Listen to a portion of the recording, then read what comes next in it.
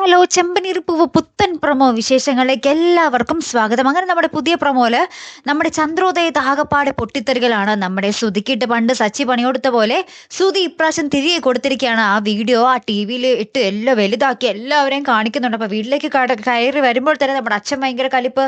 അപ്പൊ ശ്രുതി പറയുന്നുണ്ട്, നീ എന്നെ അന്ന് ടി വി കാണിച്ച പോലെ നിന്നെയും ടി വിയിൽ കാണിച്ചിട്ടുണ്ട് എന്നൊക്കെ പറയും. അപ്പൊ നമ്മുടെ രേവതി ഭയങ്കര സങ്കടത്തില്. അമ്മയുടെ കാര്യം പിന്നെ പറയണ്ടല്ലോ, കളിയാക്കൽ മട്ടഹാസമൊക്കെ തുടങ്ങിക്കഴിഞ്ഞു.